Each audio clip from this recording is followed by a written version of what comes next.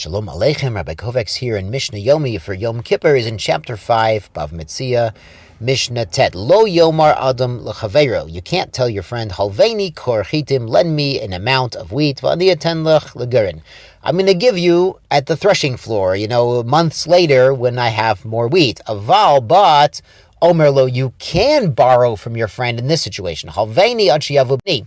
Lend me the wheat right now. I'm going to send my son to run home and bring the wheat. I've got it in the garage. Or until I find my key. My wheat's locked up in the granary. I need to deliver a seah to a customer, but I lost my key. Could you please give me a seah right now? When I get my key, I'll give it back. These are cases of yeshlo. He does have it, even if he doesn't have access right this very second. So we allow him to borrow a seah and give back a seah.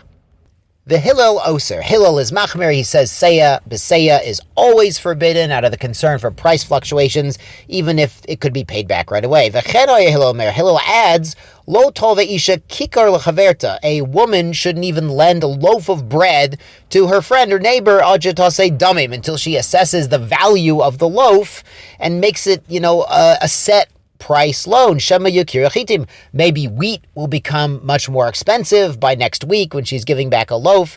Nimsu ba lidei ribit. And the one who lent out a loaf of bread is receiving a loaf of bread that's the exact same size, but since the wheat is much more expensive, it might be she's getting much more value. It's ribit.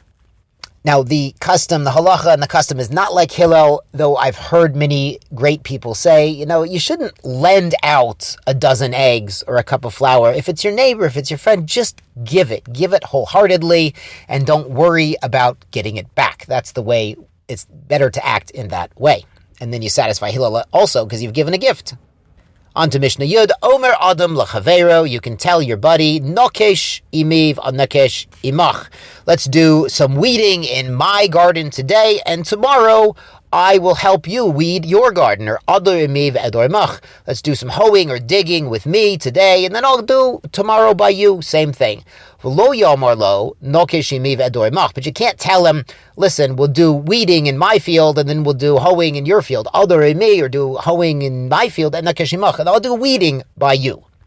The reason being is that, a worker might charge different rates for these different activities, so it might be he's getting more value in exchange for what he did. But if it's the same work, we assume it's the same value. We don't assume that one of these two guys is going to be slacking and not working as hard as the other. This is actually a really useful concept, if you're trying to learn Torah, to try to learn with somebody who's, on the level, who's, going strong, so you'll be motivated to keep up. It's the same with working out, with exercising. If you have a partner who, has some fire, then you don't want to be the weaker link, so you want to work harder. So I think it's the same in this case. We're not worried that one of these two guys is not going to work hard and the other guy works hard and it'll look like ribit.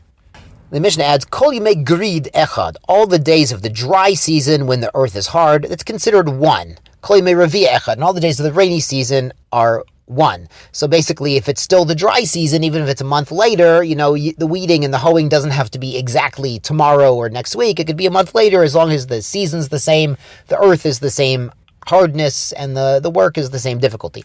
Lo yomarlo, but he can't tell him, Charosh imi begorid. Let's do plowing in my field in the summer when the earth is hard. And we'll go plow your field in the rainy season when it's soft. Rabbi Gamliel Omer yesh ribit mukdemet. Rabbi Gamliel adds an amazing halacha here. He says there's advanced ribit in advance before the loan. The yesh ribit mucheret, and there's even ribit after the loan. Ketzad, how so?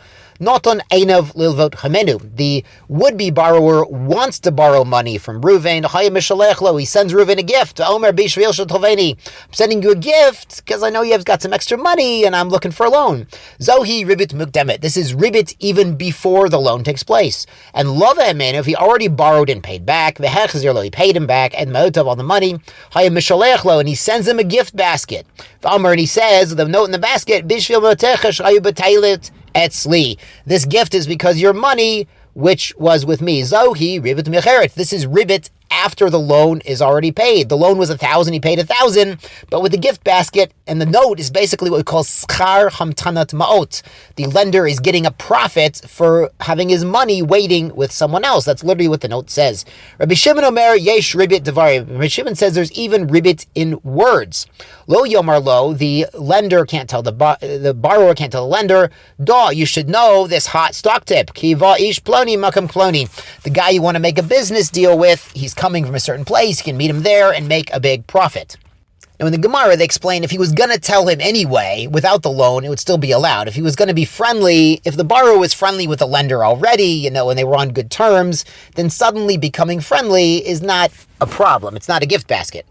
Now, it's truly amazing, and Rabbi Silver would call it a kiss from Ribbono Shalom, from Hashem, that we are learning about this concept of, asking for a loan in advance and saying thank you after the loan is paid up. We're learning this on the learning for Yom Kippur, of course, pre-recorded.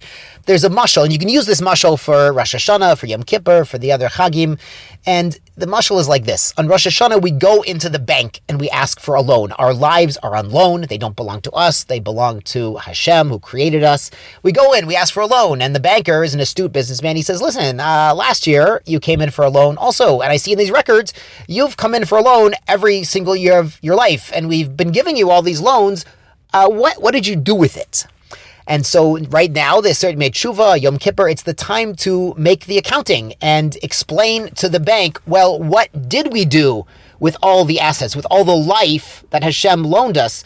Maybe sometimes we didn't make such great investments, and maybe we need to learn from that and correct that and use the new loan that, God willing, we'll be receiving today. Use the new loan for more profitable spiritual endeavors. That's the mashal, that's the idea. And then, of course, after the fact, on Chag, on Sukkot, on any Yom Tov, we're saying thank you.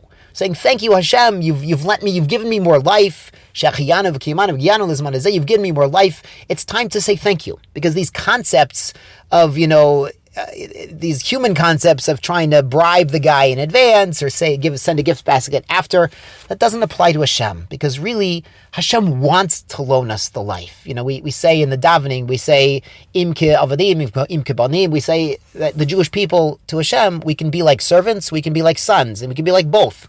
Now, by a servant, maybe he wants to lend the money, maybe not. But by a son, of course, the father wants the son to be successful. He wants to set him up for a good life, a good business. Hashem wants us to get the loan, and of course also wants us to make an accounting of how to use that loan in the best possible way. Tizku mitzvot, gemar chasimah tova, gemar chatima tova.